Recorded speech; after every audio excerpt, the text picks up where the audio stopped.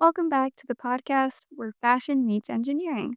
Today, we're answering a question that sounds almost ridiculous at first. Why are there space age materials in my yoga pants? Seriously, how did technology designed to keep astronauts alive hundreds of miles above Earth eventually end up in sports bras, winter jackets, running shoes, and even everyday t shirts? When most people think of NASA, they picture rockets, moon landings, and astronauts floating through space. What they don't picture is their closet. Yet many of the materials we wear today trace their origins to aerospace engineering. The story involves extreme temperatures, dangerous environments, billion-dollar research programs, and one surprisingly common process: technology transfer. By the end of this episode, you'll understand why NASA had to invent new materials, how those materials migrated into consumer products, which clothing technologies came directly from space research, why modern athletic wear owes a huge debt to aerospace engineers, and what future space technologies may be coming to fashion next. Let's start with a simple fact. Space is one of the most hostile environments imaginable, and that forced engineers to become incredibly creative. Why space requires new materials? Imagine standing outside on Earth. You have air, atmospheric pressure, moderate temperatures, protection from radiation. Space has none of those things. In direct sunlight, spacecraft surfaces can exceed 250 degrees Fahrenheit. In shadow, temperatures can plunge below negative 250 degrees. That's a swing of over 500 degrees. No ordinary clothing material can handle that. Neither can most conventional industrial materials. NASA engineers needed fabrics and composites that were extremely lightweight, strong, heat resistant, durable, flexible. Every extra pound launched into space cost money. Historically, launching 1 pound into orbit could cost thousands of dollars. Weight mattered a lot. This created an engineering challenge. How do you create materials that perform better while weighing less? That challenge would eventually revolutionize fashion.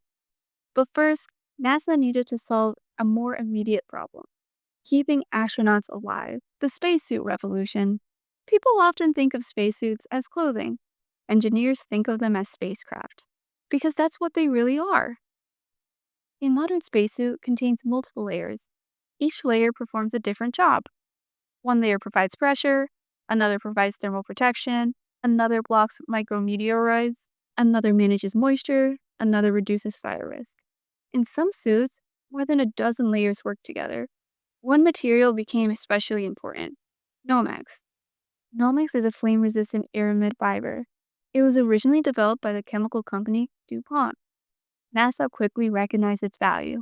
If a fire occurred in the spacecraft, ordinary fabrics could become deadly. Nomex resisted ignition and protected astronauts.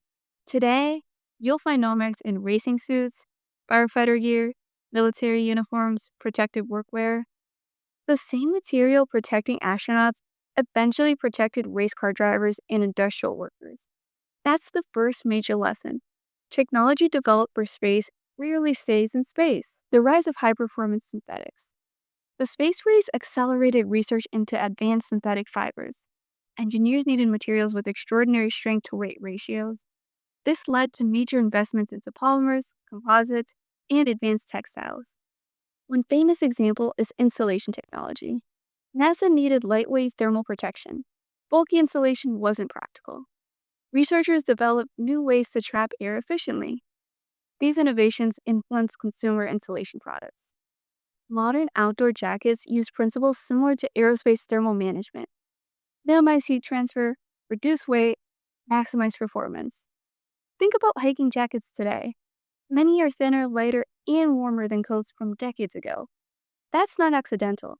It's the result of decades of material science advancement driven in part by aerospace requirements. The outdoor apparel industry eagerly adopted these breakthroughs. Brands realized consumers wanted the same things astronauts needed: lightweight gear, better comfort, greater durability. The overlap was enormous. Phase change materials. One of the coolest examples is temperature regulating fabrics. NASA researchers explored materials capable of storing and releasing heat. These became known as phase change materials, or PCMs. Imagine tiny capsules embedded within the fabric. When temperatures rise, they absorb heat. When temperatures fall, they release heat. It's like having microscopic thermal batteries inside your clothing. The technology was originally investigated for astronaut comfort and equipment protection. Today, phase change materials appear in athletic wear, outdoor gear, bedding, performance apparel. Many consumers have no idea they're wearing technology rooted in aerospace research, yet they benefit from it every day. When a jacket feels surprisingly comfortable across changing temperatures, advanced thermal engineering may be responsible. Aerogel, the material that looks like science fiction. Let's talk about one of the strangest materials ever created, aerogel. Aerogel is sometimes called frozen smoke. It's incredibly light. Some versions are more than 90% air, yet they can be excellent insulators.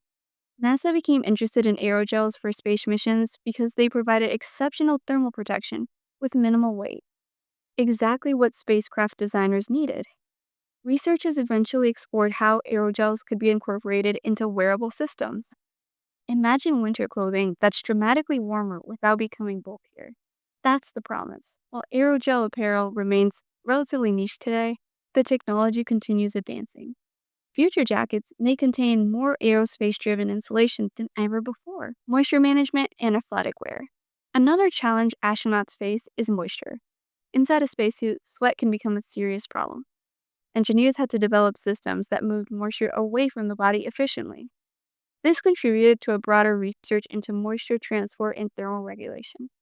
Today, moisture wicking fabrics dominate athletic apparel. Whether you're running, cycling, hiking, training, you're likely wearing materials engineered to manage sweat.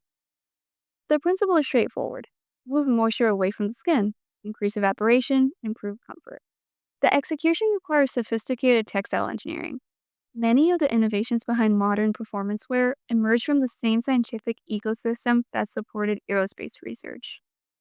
Fashion and space exploration became unexpectedly connected. Why fashion loves aerospace? Fashion brands constantly seek competitive advantages. They want products that are lighter, stronger, cooler, warmer, more comfortable. Aerospace engineers want exactly the same things. The goals are remarkably similar. The difference is that aerospace applications often have much stricter requirements. When a material succeeds in space, consumers become interested. A fabric capable of surviving extreme environments sounds appealing. That's why marketing terms like space age technology, NASA inspired materials, aerospace engineering appear so frequently in apparel advertising. Sometimes those claims are legitimate, sometimes they're exaggerated. But the connection between aerospace and fashion is real and growing. Conclusion: the next time you put on a running shirt, insulated jacket, or high performance athletic garment, remember this. Some of the engineering inside that clothing may have originated from problems solved for astronauts. The journey from rocket launch pad to retail store is surprisingly short.